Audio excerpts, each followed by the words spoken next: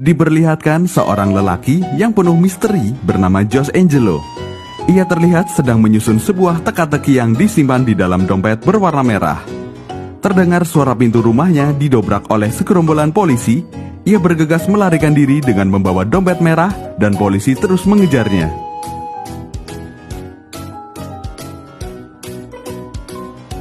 Kemudian dompet itu dilempar oleh Josh Angelo dan terjatuh di dalam truk sampah yang sedang melaju ke pusat pembuangan sampah.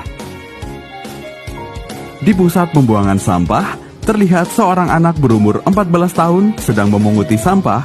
Ia bernama Rafael. Ketika sedang bekerja, ia mendapati sebuah dompet berwarna merah dan sontak ia sembunyikan di saku celananya. Rafael memberitahu kepada temannya yang bernama Gardo. Mereka sangat senang sekali karena di dalam dompet itu terdapat sejumlah uang yang langsung mereka bagi. Di dalam dompet itu bukan hanya uang, tetapi terdapat benda-benda misteri seperti kartu nama Josh Angelo, animal lotre, kunci, foto anak perempuan, dan kalender. Sementara di tempat lain, Josh Angelo disiksa oleh polisi bernama Federico yang dibayar oleh Santos, seorang politikus yang berpengaruh di kotanya. Josh Angelo ditanya isi di dalam dompet itu, akan tetapi Josh Angelo hanya diam dan tidak mengatakan apapun. Akhirnya ia tewas dibunuh. Beberapa saat kemudian mereka pulang dan bertemu dengan guru lesnya yang bernama Olivia. Gardo datang dengan membawa ayam agar mereka dapat makan enak malam ini. Tak lama kemudian, polisi berdatangan dipimpin oleh Federico untuk mencari dompet merah milik Josh Angelo di pusat pembuangan sampah. Polisi mengadakan sayembara bahwa yang menemukan dompet berwarna merah akan diberikan hadiah berupa uang.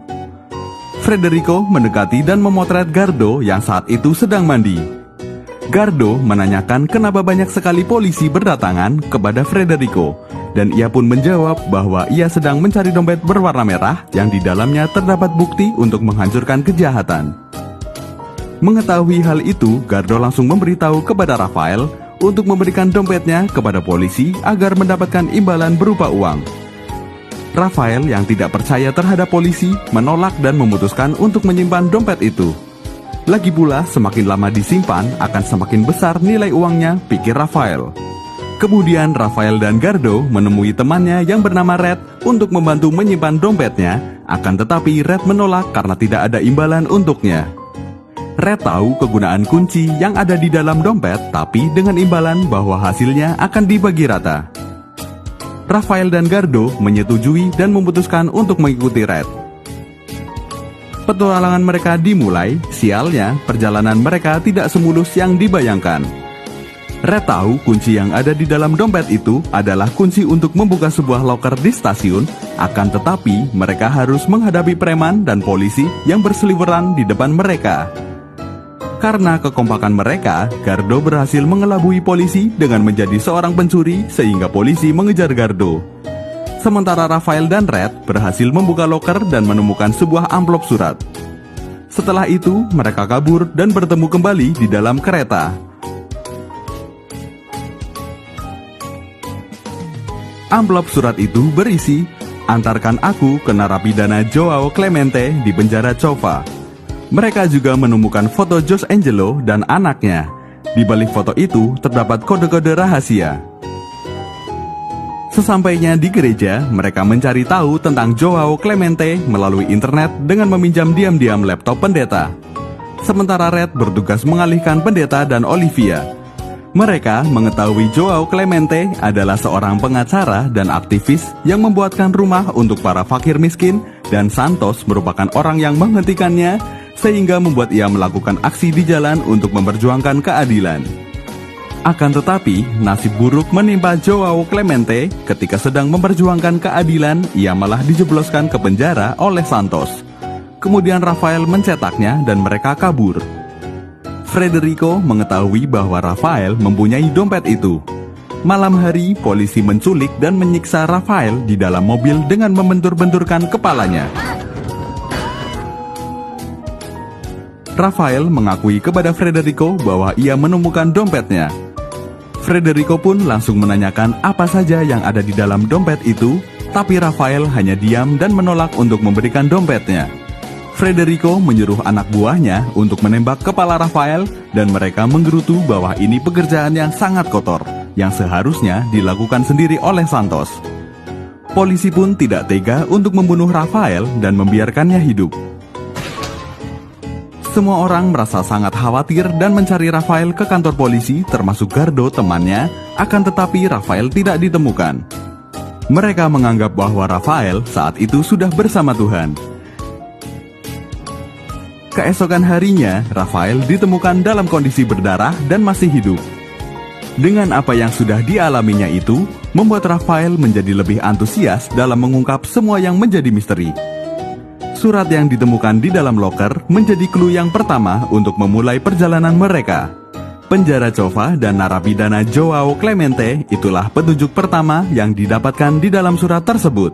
Ketiga bocah itu membuat rencana yang harus melibatkan Olivia sehingga mereka bisa menemui Joao Clemente.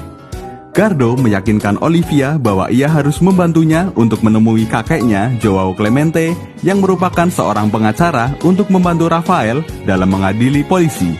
Dan Olivia akhirnya bersedia membantu mereka. Sementara mereka menyusun rencana lain untuk mencari tahu tentang Santos. Red mengetahui Santos, ia merupakan seorang politikus yang korupsi yang akan menjadi wali kota dan tinggal di pesisir pantai.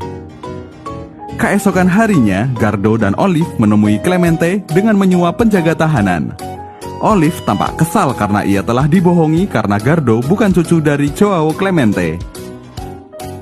Gardo memberitahu maksud ia menemui Clemente yaitu untuk memberitahu isi surat yang ditulis oleh Jose Angelo. Ia mengatakan perubahan akan datang dan akan ada generasi yang meneruskan perjuangan keadilan untuk mengeluarkannya dari penjara. Clemente menangis setelah ia mengetahui isi surat yang ditulis Jose Angelo. Sementara Rafael dan Red pergi untuk mencari tentang Santos di pesisir pantai. Mereka menyelinap ke rumah Santos, akan tetapi sialnya mereka ketahuan oleh penjaga rumahnya. Sepanjang jalan mereka memancing penjaga rumahnya untuk bercerita tentang Jose Angelo. Mereka mendapati bahwa ia merupakan salah satu kepercayaan Santos. Akan tetapi, Jose berkhianat kepada Santos.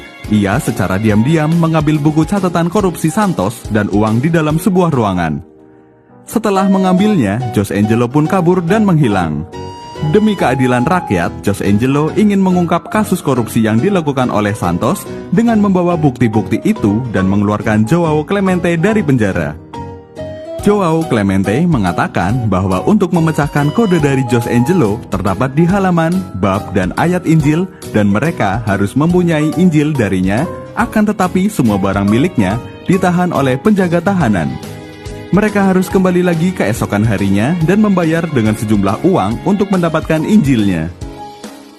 Malam harinya, Olive dibawa oleh polisi Frederico karena ia mengetahui bahwa Olive mengunjungi tahanan dengan anak kecil dan menyuap penjaga tahanan untuk bertemu dengan Clemente. Suasana semakin memanas setelah Olive di bawah tanah tempat tinggal mereka dibakar habis oleh Santos.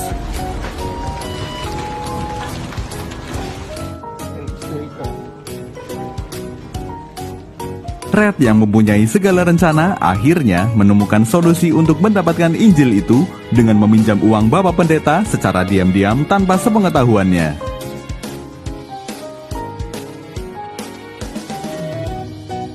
Mereka bertiga mulai menjalankan aksinya demi mendapatkan Injil itu. Setelah usaha yang mereka lakukan, Injil jatuh di tangan mereka. Polisi mulai mengejar-ngejar mereka. Gardo merasa kesal kepada Rafael dan Red karena dianggap tidak becus dalam menghindari polisi.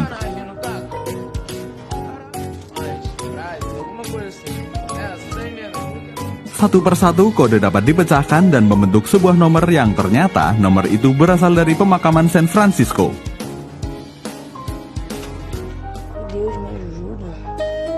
Saat kode telah selesai dipecahkan, polisi mulai berdatangan. Sialnya, Frederico mengetahui kode yang dimaksud oleh Rafael dan Red dan ia pun langsung bergegas pergi menuju pemakaman untuk bertemu tiga anak tersebut. Dari petualangan menghadapi kematian, Rafael, Gardo, dan Red berusaha berlari dari petugas yang mengejar mereka dibantu oleh para geng motor. Sesampainya di pemakaman, Rafael, Gardo, dan Red mencari pemakaman yang dimaksud oleh Jose Angelo. Pia Angelo adalah nama pemakaman yang ditemukan oleh Raphael berdasarkan petunjuk yang ditulis oleh Jose Angelo. Raphael terkejut karena ia bertemu dengan Pia Angelo yang merupakan anak perempuan dari Jose Angelo yang sedang bersembunyi di sekitar makam dan sedang menunggu ayahnya datang untuk menjemputnya.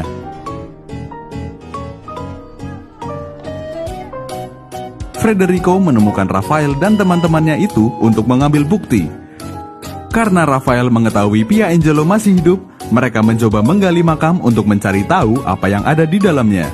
Terkejut setelah mengetahui isi di dalam makam.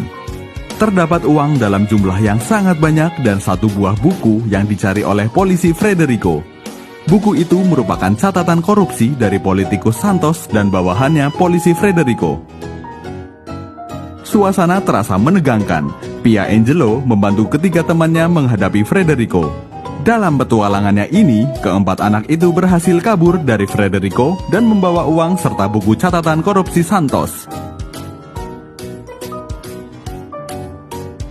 Mereka kembali ke rumah dan mengembalikan uang Bapak Pendeta yang telah dipinjam oleh Red untuk membeli Injil dan membagikan kepada seluruh rakyat di lingkungannya.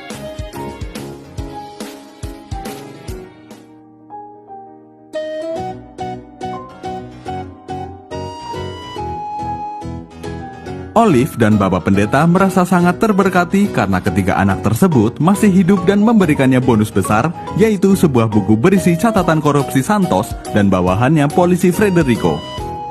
Kasus tersebut diungkap oleh Olive dengan cara diunggah melalui internet.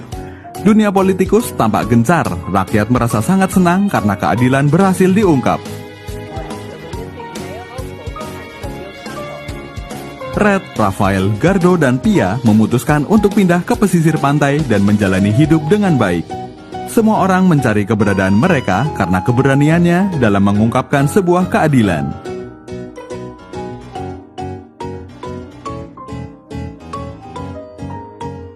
Seperti itulah kisah petualangan anak-anak pemulung yang berhasil membongkar kasus korupsi besar di negaranya. Republik Orang Gila bertahta. Bermodal topeng, hidup terasa istimewa. Terucap sebuah rencana, bertumbuh sebuah bencana. Di sini hati teriris penuh luka, di sana berlagak lupa hingga berpura-pura buta. Bersuara lantang, membuka rahasia akan terasa sia-sia, karena semua hanya dianggap jenaka. Terima kasih dan sampai jumpa di alur cerita selanjutnya.